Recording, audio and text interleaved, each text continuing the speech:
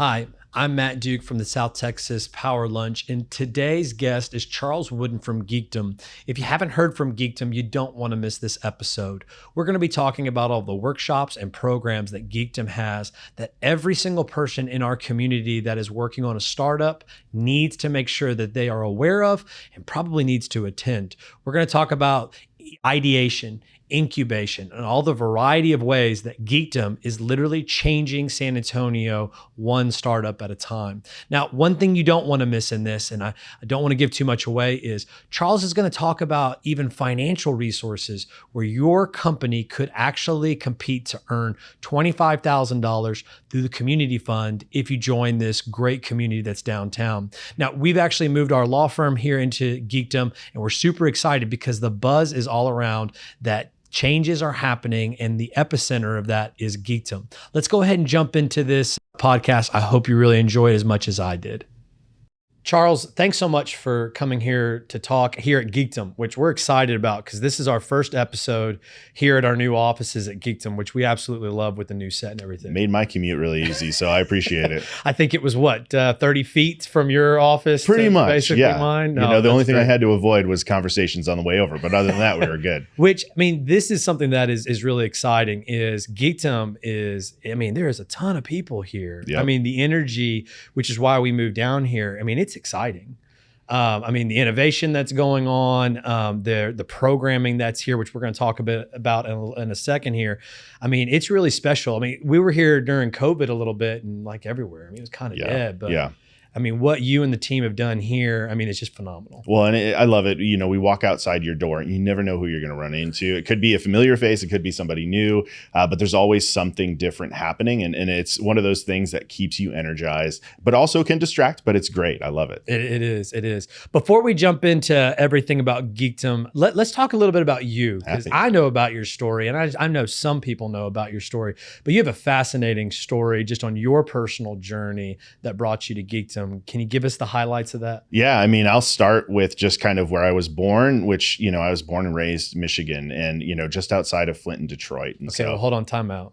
Michigan or Michigan State? So that's a difficult question for me. I grew up during the time where Michigan was my team. Football, basketball, they were my team. It was also right at the time that the Fab Five had a blowout during the NCAA tournament. Right. And so they left contention. And so I had to have a basketball team. And so Michigan State became my basketball team. And so for anybody listening from Michigan, I apologize. You know, I don't want to. You were literally divided? I was divided, yeah. I went to Alabama, and I don't know that you would be able to survive if I said I like Alabama Auburn, for football and Auburn for basketball. Yeah. My family wouldn't let me survive, I'm sure. So that must be a tough team pick there, buddy. It was. And I'll tell you that one of the interesting parts is my best friend actually went to college at Michigan State. And so I was at their Tom Izzo's beginning points at Michigan State. So I was right at their kind of coming up period. So it was a great time to have Michigan State. But yeah, I get a lot of guff whenever I talk. I got no dog in the hunt. And that makes sense to me as a sports guy. But God bless you when you walk across that state line into Michigan. You're a divided man, not a divided house. 100%. Sorry, I distracted us here. So Michigan boy, where do you go from there? So born, raised Michigan, spent, you know, pretty much my entire childhood there outside of 2 years, where this is where it got interesting. The 2 years that I spent outside of Michigan, I actually was down in the Rio Grande Valley. This is right after NAFTA was passed. Okay. And the factory that my dad had worked for, the company decided that they were going to open up a factory in Reynosa, Mexico. And so they needed to have somebody go down there and start setting up the lines for the factory. And so he was, you know, pegged to be one of those people. Wow. Came down, started in Mission, built a house and lived in McAllen for 2 years. And then once the factory was up, running, good to go, it was like, hey, we no longer need you. So, you know, we can go back to Michigan. And so we moved back to Michigan. But for me as a kid, I was probably around 10 to 12 at that time. It was really awesome to experience it because even though I grew up near Flint and Detroit, it was a pretty removed town, small, and being in the Rio Grande Valley was a pretty big culture shock for me. And I think it really helped me kind of see different perspectives and things. But going back to Michigan, you are at the height of some of the downturn in Detroit. You're at the height of some of the downturn in Flint. And, you know, when you're graduating high school, you ask yourself, like, what does my future look like? What am I going to be doing? And for me, I think the one thing that stood out was I don't know what my future is here in this state. And so I decided to join the military. My sister had joined prior to me, and she had been kind of my guide through that and had said, hey, you should join. I thought that I was going to become some kind of a spy. I'd heard this amazing story about being a linguist, Korean linguist. You're going to learn, all this. You're going to be a Jack stuff. Ryan. Exactly. That's what I had dreamt I was going to be, if not, Tom Cruise, Mission Impossible, those types of things. Gonna jump off some mountains. Yeah. On a bike. Not the case at all. I'll tell you that right now. But yeah, so that was kind of what led me to that. Shortly after I graduated high school, I decided, hey, I'm going to check this out. Joined the military, was able to pass this ridiculous test to find out whether or not you're capable of learning languages, which I'll tell you, taking the test, I thought I failed, but I passed, and ended up stepping in and learning Korean, which was grueling in and of itself. Wow. But we were in an amazing part of the country. I was in Monterey, California for 2 years, and then graduated from that, and then ended up becoming what we call a flight linguist or a Korean linguist in the air. And so flew on the ugliest airplane in the United States Air Force arsenal. I'll tell you that. And if you ever look it up, it's RC-135, is not beautiful. But flew around in that for about 8 years. Spent some time in Japan where I was deployed for a little bit, but majority of my time was spent in the Middle East. And my role there, obviously being a Korean linguist, was really, my job was to help the people on the ground with intelligence. And it was one of the most rewarding jobs that you could have, because you could feel that the effects, the information you were giving them, were actually having an immediate effect on what they were doing. And I loved it. And during my last deployment, which I want to say was like around 2008, they were saying, well, okay, now you're going to go be an instructor. And I was like, absolutely not. I don't want to do that. I want to keep doing this. Yeah. And they're like, no, this is where we need you. And I was like, okay. So I ended up going to San Angelo, Texas.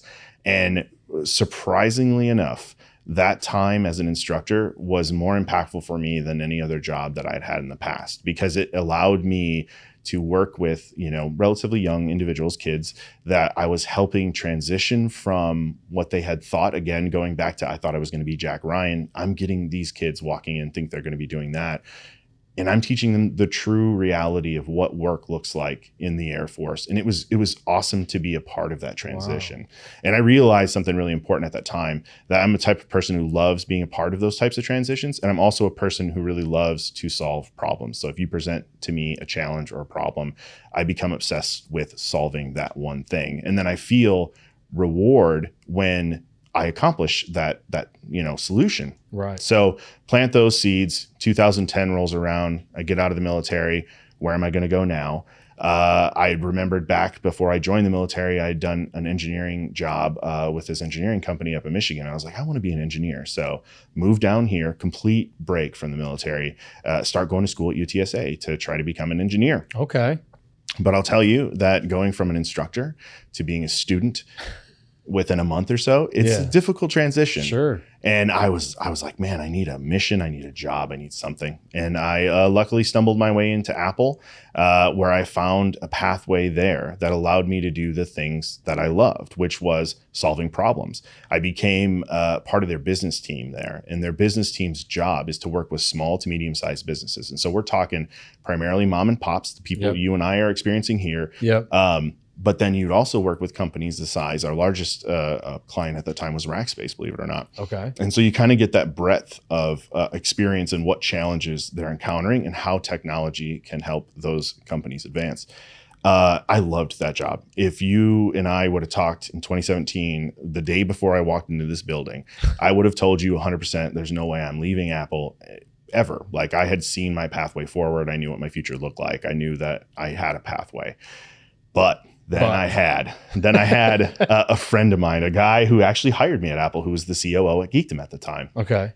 He came to me and he had this kind of reputation at Apple. Whenever he popped in, it was like, oh, he's looking to pull somebody over. He's a poacher. 100%. And so he came, and I happened to be the pick one of the days. Okay. Came in here, and my whole world changed. And what it was that really changed for me was I had a conversation with a mentor of mine, Dax Moreno, who wasn't at the time, first time I met him. And he really shared with me this mission that Graham had kind of had Geekdom be a part of, which is, how do we change, or how do we give an identity to downtown San Antonio for startups, for developers, for, just creation and companies. And it was something that brought me all the way back to where I grew up. And it was like, this is my home now. I have 2 daughters. I want to leave an impact here. I want to help build a city where my daughters, when they go through that same pivotal life change, realize that there is a future here. Right. And what can I do to help contribute to that? And then I left that day, again, walking in 100% sure that no matter what option I was given, I was walking out of here saying no. And I left saying, I need to say yes to this. And that's where my journey here started. And it's been started as just a salesman here, working with those companies, trying to find office space, just like what you're in now. Right. And then about 1.5 years into my time there, I had the opportunity to step in as CEO. And it's been 4 years now since I had that advancement. And it's been a crazy roller coaster, but it's something I would not trade for the world. Well, and it's evolving. Mm-hmm. The mission is clear. And we're going to get back to that mission in a second, but it is evolving, and the vision that was set, for there it's exciting because, you're part of the team and leading the team that is actually having that vision come through. What I wanted to talk about also with Geekdom, and it's something that I know you run into every single day, I run into from time to time in talking with young entrepreneurs, startup founders, is the process of a startup. Most people, think, I've got this idea, I'm going to have a company. Doesn't really work like that. There is a lesson, there is a path. Some of it is of hard knocks, but there is a path through that. And I'd really like to talk about some of the programming, because the empowerment that Geekdom does for founders and small businesses is, there's nothing else like it here in San Antonio, Texas, South Texas. And probably you'd have to look into Silicon Valley to find really something that is comparable to the quality of things that Geekdom is doing. But let's talk about ideation, incubation, and a little bit of acceleration. Can you talk a little bit about ideation and what that process looks like for that young entrepreneur? Yeah, and I think the way that you're putting it is really great, talking about those 3 stages, because I feel like those words are sometimes misconstrued or used interchangeably between each other. And for me, ideation is where, obviously an idea is a part of that. But beyond that, it is kind of poking holes in that idea. And it's really just solidifying and identifying that that idea has legs, that there is potential market fit for what that idea is thinking of solving. Right. And it's exploring that to a point where you validate that there is something worth building. That to me is ideation. And again, I'm using my own parlances Sure. here. I'm sure that other people will have different approaches, but for me, ideation is validating that there is a need in the market for you to build or to make a product or to build a business out of. Because let's be honest too. You see it a lot. I see it again quite a bit of, I've got this idea, and you see some ideas and you're like, wow, that's really cool. Yep. But actually, there is no path to commercialization. 100%. You can't validate it. The things like product market fit, those sort of things, they don't exist. It's cool. It's an amazing invention or, idea for a service company, restaurant, that stuff. Yep. But there are such thing as, unfortunately, unprofitable ideas. I won't say bad ideas because I don't think there is, but there's unprofitable ideas. Yeah. And sometimes people find that out once they've gone too far because they skip that first step of ideation. At Geekdom, what are some of the programs that for somebody at that stage where they have an invention, they have an idea, what can they do to plug in at Geekdom so that way they can go and validate that idea? Yeah, that's a great question. And for us, that is where we spend a lot of our time, is really just convincing somebody that you having an idea is the first step, but talking about it, getting validation behind it is really where the important pieces need to be played. And so for us, we, in the 12 years that we've been in existence, one of the things that we've been known to host are these programs called Startup Weekend or 3-Day Startup. There are these organizations that are nationally, if not globally run, that have these programs intended for tech startups to be able to go through the maturation process in a short period of time over a 3-day weekend and really validate that idea. And so basically think about it as a gauntlet to validate an idea. And although those programs work well for that intended purpose, they do not work as well for any other type of an idea. So if you have a food idea or you have a nonprofit idea, that type of a program may help to a certain extent, but it's not geared towards that. And then also those weekends are intended to be team building. So you meet other people, you bring in other resources, you do things. But one of the things that we've realized in the 12 years that we've been here is that a lot of people have these ideas and are a little bit too afraid to kind of take the first steps to do them. And so how can we empower them to do that? How can we empower them that your idea has validity for the sheer fact that you are thinking about it. That's right. But let's work together on trying to validate it as a whole on whether or not it's worth spending more time on.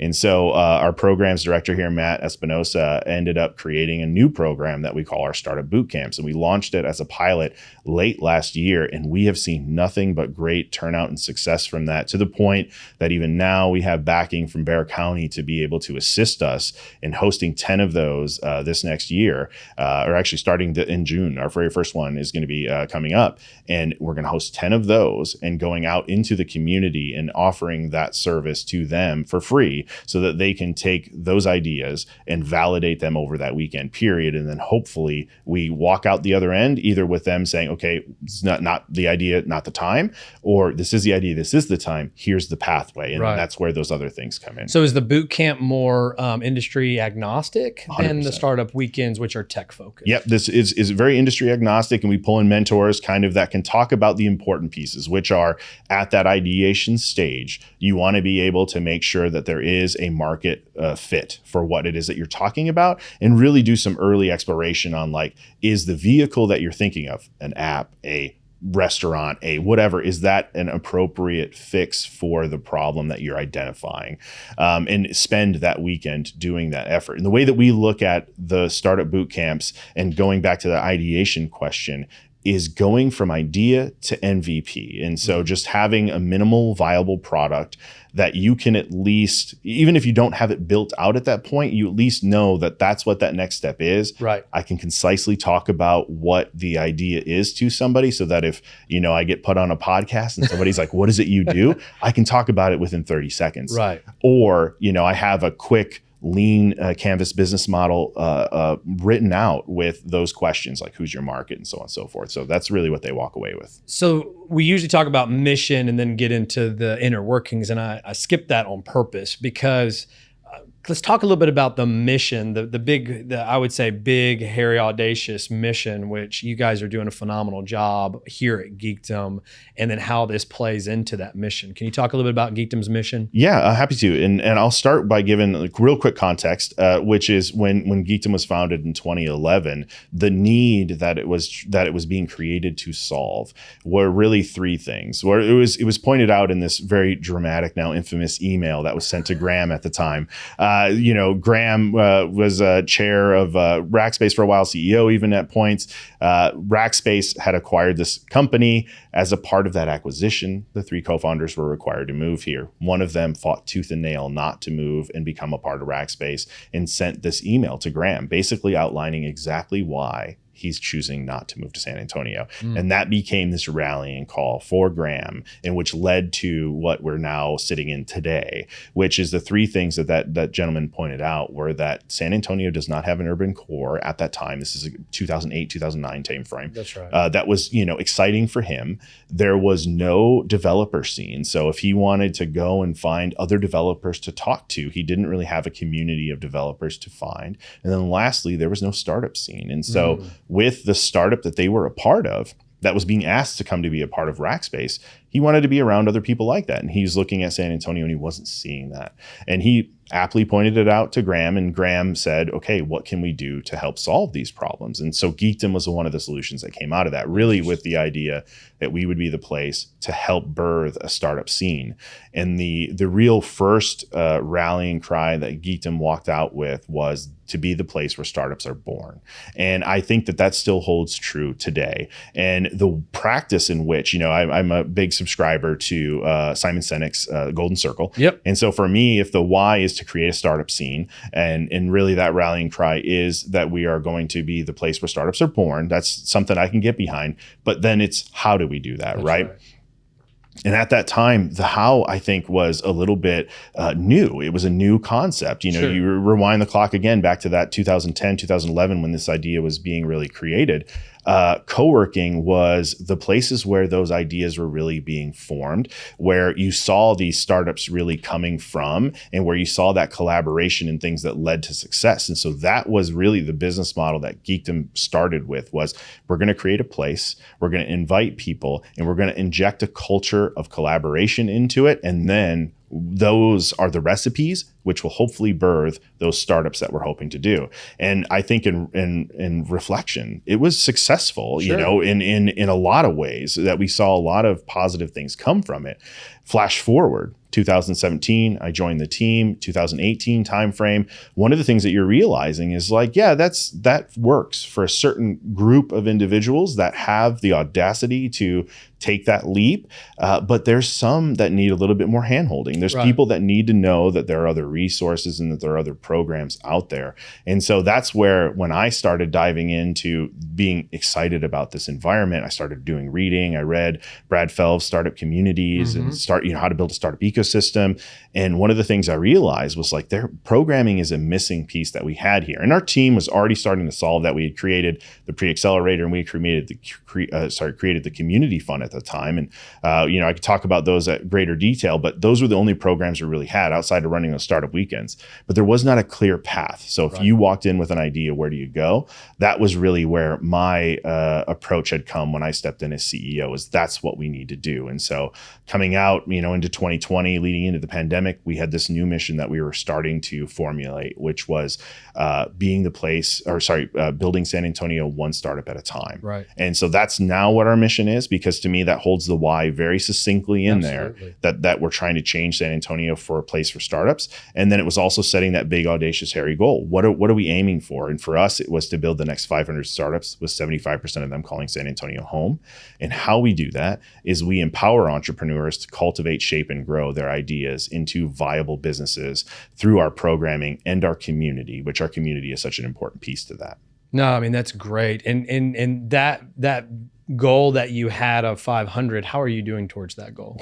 So the goal for 500 is something that needs to be adjusted for the positive. I was going to say. And as you and I sit here talk, we launched that mission in 2021. Yep. And we're now halfway through 2023, and we're sitting at 190 startups. And not only 190 startups that we're helping through this process, but 121 of those are women or minority led. Which is fantastic. Which is amazing. And that's one of the things that I'm so proud of now, looking at the demographics and the people who are interested in creating something new. It's more reflective of the city that we live in, and I'm super excited about it. No, that's fantastic. Yeah, you're going to be adjusting that because you're exponential growth. You're in that range to where that number is going to be way too small for you. But again, it's interesting because even Geekdom itself, the journey you just described, is like you hear about most, found startups, right? They have a vision. Is there a market fit? Is there a need? What's the problem you're solving? And, I'm sure you run into this too. Some people think, oh, I have this idea, I'm going to make millions. And the reality is it's a long, hard road with pivots, going down a path and going, oh, there's a dead end right there. Let me reverse this thing back and go. Some people don't make it, those sort of things. But the testament to what you and the team have done here is fantastic. And it's just growing. I mean, from you guys now with Startup Week, great success last year. I know will be an amazing success this year. Startup Days, I guess, is what they're more every single month.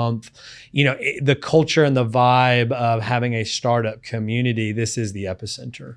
So again, it's well done. That's why we're here. We wanted to be closer to the epicenter on this. Let's talk a little bit about the community fund, because you did bring that up, because education and programming is important, because we can empower founders and small business owners to make sure that they are, armed with the knowledge they need, because that knowledge alone is priceless. People don't realize that sometimes. Don't take that right because it's a dead end and you've learned it, versus, well, I'm going to take that right. You learn the dead end. Now you got the knowledge, but you paid a pretty price for it. So we've talked about that, but the community fund is the second piece there, which is the money it does take to actually get? What was the vision behind the community fund, and talk a little bit more about how somebody can engage in the community fund? Well, I'll start by, this is a common theme with me. Context is one of my top strengths. So I'll give you some real quick background. I like that you use your strength finders there, right there too. So in around 2012, there was an entity created called the Geekdom Fund. Yes. And the idea behind the Geekdom Fund was that it would start injecting these relatively small $25,000 investments into companies at this very early stage to help them get over those early stage hurdles, validate that idea, get that product out to market, or build the product in general.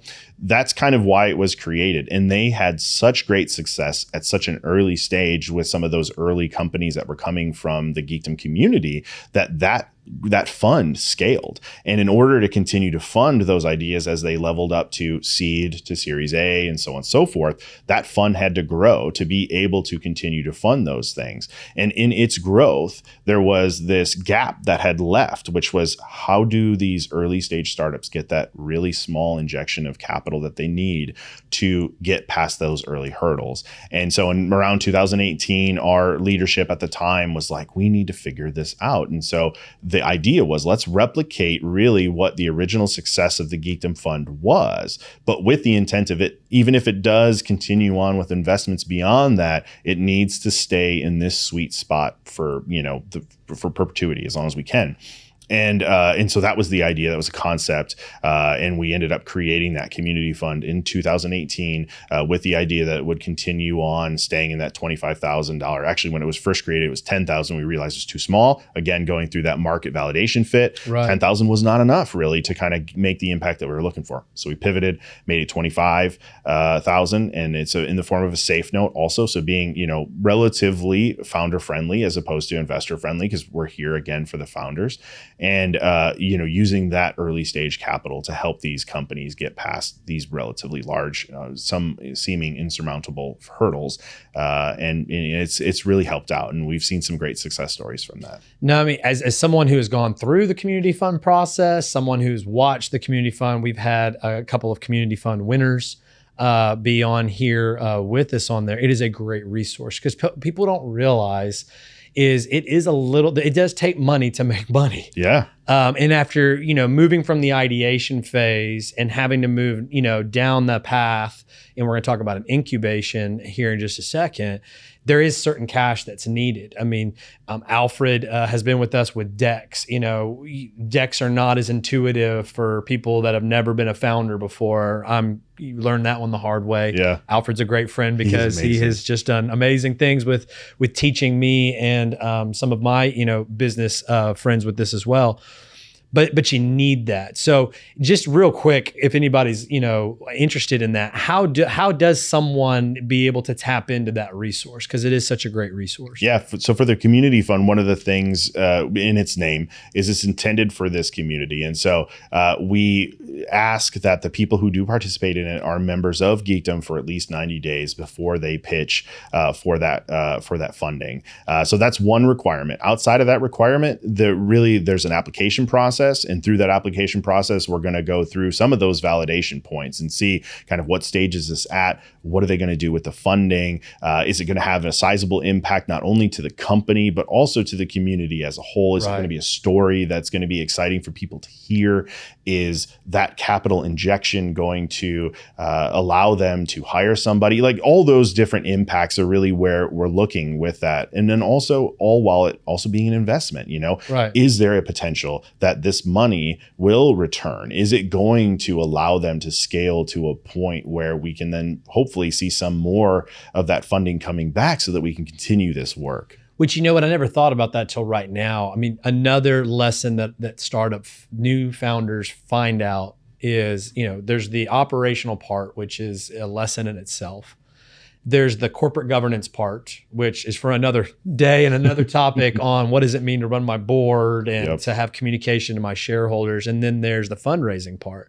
I didn't realize till right now that those second and third parts, actually someone can get a really good, easy experience with just understanding what the community fund is. Because it's corporate governance. Are you set up in the right type of structure you could receive it? What is a safe note? What does that mean, to have someone that's a safe note? Or you get to learn the corporate governance and the financing, fundraising part at the same time. Yep. So no, I think it's a great experience for those that are interested in that. Highly recommend it, even if you don't think you're ready, because the process of going through that application, of making a pitch, the feedback you guys give is, I mean, it's super valuable. And people don't realize that. You don't have to pay, and you get literally the rubric back with feedback on how your pitch was and what this idea is. It's a great, great tool. Well, and just to add to that too, one of the things that we've seen over these years is that I think maybe outside of 2 instances, has somebody pitch for just once, and then won. Right. Most of the time, they're coming back a couple times. They're learning those lessons. They're getting that feedback. The questions that the judging panel asks in that room are essential, for them to learn. Like, oh, I might have missed this. There's an opportunity there. So yeah, that's a key piece to it, is really the learning, because we'll have some people, I'd say a lot of them, come in and start pitching for that money a little bit before they're ready for it. And we want them to experience what it's like to be in that room, because I think what's the average? 100 no's before you get 1 yes. Right. When it comes to fundraising. And so let's get that learning lesson out in a comfortable, safe environment for you, and giving you that feedback, so that when you really are going for fundraising, if that's the route you're going to go with, this is your first education in. Yeah, no, it's fantastic. It's a great community resource. And again, being a part of this community, I mean, it is cheap to become part of this community, which is, a testament again to the mission of what you guys are doing. So that resources, all those other resources are super valuable. Let me keep progressing here. Yeah. So somebody that's got that idea, they have it validated through, the ideation programming that's here. But then we come into this of, well, I hear about incubators and I hear about accelerators here in San Antonio. Can you talk a little bit about the incubator here at Geekdom? Yeah. So the way that I break it down, again, it's just my opinion, is I break it down through these different stages of, you got an idea, then you got to create a product. Okay. And then from that product, then you have to take it to market. And for me, incubation is taking an idea and creating a product out of it. And through that, you're learning some essential business pieces that you need. So you're learning about financing, you're learning about market, product fit. You're learning about, how to talk about your business, creating your first pitch decks. Those types of things are really what's happening in the incubation stage for us through our programmatic journey. I think it's very important. And so when I try to succinctly say to somebody, like, why should I be going to the incubator? It's because you have this idea, but yet you don't have anything to start selling. And we want to get it to a point where you have something that if you did decide to turn on the switch tomorrow, you can start selling that. If it's a physical product, if it's an application or something on those lines. Even if you're still not ready out that tail end of it to have that product ready, at least now you understand the foundations in which you have to set it up on. So, what banking, institution you should use. Should you be an LLC, a C Corp, all those things, and understanding the pit holes and choosing which direction you go. That's ultimately the education that one walks out with the incubator, while ideally at that point you have a team as well. And so you're creating good team dynamics. Well, and for this too, and I'm sure y'all run into this, I do as well, for those at that stage, because the legal needs start to come in, formations, and we've talked a little bit about LLCs and C Corps when you need those. Intellectual property protections, which is another major mistake that I see, where, multiple founders and who owns the IP becomes a question. So they start to move into that stage on there. But one of I think a mistake of a new founder is, I have a business degree, or I've watched enough TikToks that I got this. I watched Shark Tank. I know what I'm doing. Yes. Oh, I've heard lots of people tell me the Shark Tank. But the reality is the context, as you said, really matters. And the incubator, a startup is not like a typical, I'm going to buy a franchise, or even if I'm going to set up a lemonade stand, right? This is something that has a path, there's a journey, and the context of the hurdles and challenges for that industry. Some of these I know in our community, industry specific, or for just in general, are invaluable. Because for those that have gone down that right path, hit the dead end, had to turn around, that lesson gets taught. You don't have to do that. And you're not going to get that in a TikTok in 30 seconds. 100%, yeah. I still can't figure out how to use the TikToks to talk about the law. It's too complicated. We'll get you there. Talk about the types of incubator program, like incubator-ish, I guess. I know you do have an incubator, but there's some other programs that are very much like that. What are the other opportunities here for somebody if they're ready for that next step? So we also have workshops, which I know you participated in. And for us, those are those little bites that an individual who may not have even gone through that ideation stage or is still kind of contemplating it, can digest. And then really for us, it is a pathway into our programmatic journey, these workshops. So you allow a person to kind of opt in with a specific topic or subject that they want to focus on. So one of the ones we did earlier this week was around marketing. So you got to be able to talk about branding, who you are, why it matters to people, and speak in the language that the market wants to hear. The quicker you learn that, the better suited you're going to be. The legal stuff that you bring to the table, that is such an essential piece that that these companies need to have in order to really set themselves up for success. And so for us, we have those workshops. We also have a mentorship pool that we leverage to be able to offer to anybody really in the community, as long as they're members, to be able to set up time with those individuals, with those mentors, and understand and get certain questions asked at a more one-to-one basis. So those two programs, the workshops and the mentorship, and then also we have an entrepreneur in residence here who's kind of been there, done that, scaled a business from 2018, just him and a couple buddies, to I think it was a 9-figure sale a year or two ago. So, seeing that journey in such a short period of time and having him be able to offer that insight, those three programs are kind of for us, those ancillary things that even if you are in the incubator or not, or are in that incubation acceleration stage, those are still applicable. And there's still things that you can learn, even as just a general co-working member of this space, you can still go and participate in. Well, and again, some of these, the problems are universal, right? I mean, marketing. I mean, I was just talking to, a trademark attorney that we use, and she has to coach people like, hey, all your social media handles need to match. And Tejas, who does all this, is probably laughing because she had to do that because I messed it up. But those are the things you just don't. I mean, again, there's just so much, and as a founder and an entrepreneur, you're doing the coding, you're doing the strategy. Got a lot of hats on. You take out the garbage, all ththese things. Oh, wait a minute. Yeah, that's inconsistent. I mean, the tools and the resources here are just invaluable.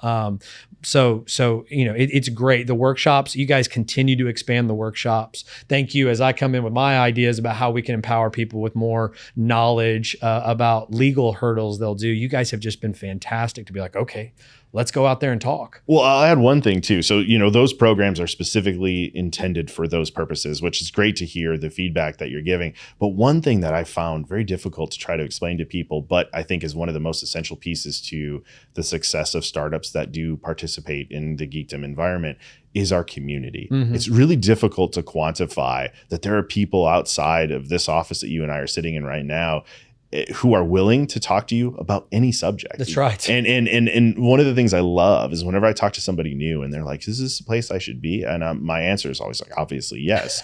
But the reason for that is not only because they're those people that you can learn from, but each new person we add has their own unique experiences and their own unique expertise that they can bring to the table, which means that now we've added a new little spice to the mix. And the next person that then runs into that individual is going to learn something that they've experienced. And then it's such an impactful thing, but the hardest thing to quantify. It is. And you're right. I mean, we walk through the halls and run into people that have been on here on this, podcast with us, marketing people, business people, people, even we try to make sure that we've got the ability so people can, call and have 15, 20 minutes talk to us about things that they're going through, because that's just the kind of, community this is. Let me keep progressing down onto this more to the accelerator, which I know, or I'm pretty sure you guys don't actually run your own accelerators, but there are some partnerships and some resources within the community for that stage that you guys have as well. Yeah. So we have a pre-accelerator. Right. And our idea of a pre-accelerator, again, kind of carrying on that motif of ideate, go to product. For us, walking out of the pre-accelerator, you should be walking out with a go-to-market plan. Now that go-to-market plan changes depending on what industry you're in, depending on what your goals are as far as fundraising and scaling and those types of things. But we want a person to be able to walk out with a solid pitch. We want somebody to be able to walk out with an idea of, am I raising funds to continue this before I go out to the market? Am I selling it? And if so, how am I talking about what I'm selling to the market in a very, very impactful way that they can start raising revenue really quickly? That's really what our goals are with the pre-accelerator. But it's also for for what we're trying to accomplish, acting as a clearinghouse. And what I mean by that is you walk in there, you participate in a program like that, or even if you don't participate in that program, but you've kind of gone through the incubation, you maybe have received the community fund, but the industry that you're in or the resources that you require have an accelerated need. And so then we find partners. So we find partners like Velocity Texas. If you have a life science, biomed tech type of a company, let's send you over there because they are the environment where you need to take that to the next level. They have funding for those types of things. They have deeper mentors when it comes to those types of subjects. And so creating those types of partnerships within the San Antonio ecosystem are essential for that acceleration piece. Right. And the way that I define acceleration outside of how, I just said earlier, which is like the go-to-market plan, it is really, I want to scale at a much more rapid pace than my revenue currently will allow me to do. And that's when acceleration, I think, is very important and essential, and finding the right partners for that are. And so Velocity, Capital Factory, Generator with their cybersecurity accelerator here, all those things are really where we then plug people in for next resources. Which the way you just described it is great. And we're going to clip that and use that because it was beautifully said. I always said, look, if the time is ticking on how much cash you have, it's accelerator time. You're seeing the end of that runway. That's right. When you think you're about to fall off the cliff and not going to make it, it's accelerate or die. Is the way I look at those. I didn't even know about your pre-accelerator, which I think is great because again, accelerator is that runway is about to fall off. Yep. If you got to pitch, and that's what accelerators can do is improve the gaps that you have, so that way you are better positioned for that outside investment. Yep. That's here in our community. And Velocity Texas and Generator, they're fantastic accelerators in our community.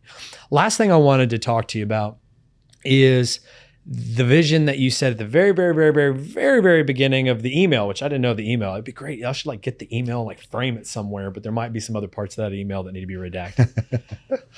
Talk about San Antonio in this area, because that's another thing. As I walk out my door, we've been here 2 weeks now, and I walk out my door. I don't know what was going on in the park across, but there was lots of activity. The line going out the barbecue, there's a bench so people can sit at Pinkerton's to go out, which I thought was that was awesome. Yep.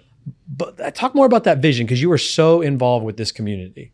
Yeah, I think, thinking about that greater umbrella purpose, again, those 3 points that guy pointed out, one of those is that urban core. Mm-hmm. And so the urban core component of it is, how do we, or what role does Geekdom play, or, just in general, to change the urban core dynamics? And so we have a sister company that's been amazing, Western Urban, who has been in the commercial real estate development, action since around 2012, 2013. And so they've done some key or some key pieces to the local downtown environment. Some of those being the new Frost Tower that you can see with its beautiful, Jim Pershbach from Port always says it's got Bart Simpson hair, which if you look at it from far, a crown. Yes. But now I'm going to think Bart Simpson the next time I see it. Yeah. And so you got that, but then, Pinkerton's in that park right there was another development that they've done. And so they're really bringing this new thought to, if we want to have an urban core, what key pieces are there? Restaurants, there's,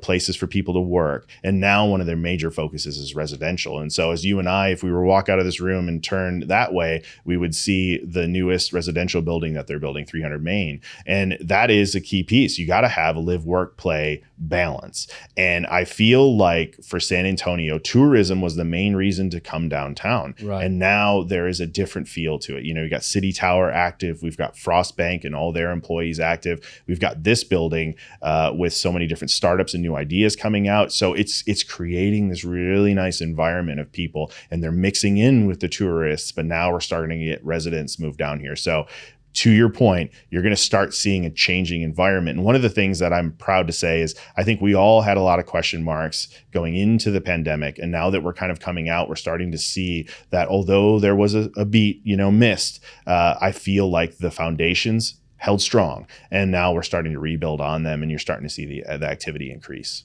Well, I would tell you, I was here a couple times, meetings. I have clients in the building and friends, of course. I came here a couple times during COVID, and it was a ghost town. Yep. Even last year, I was here, early last year, and there was some activity. But just coming into here, which is why we relocated down to here. I mean, there is an energy and an excitement down here that you and your team have, now been able to take to that next level, which is fantastic. So congratulations again. I think that, the seed that was planted in 2000, maybe that email, we should go all the way back to that. Yep. Within the next probably 18 to 24 months, I mean, people really, really are going to see that vision come to light. So.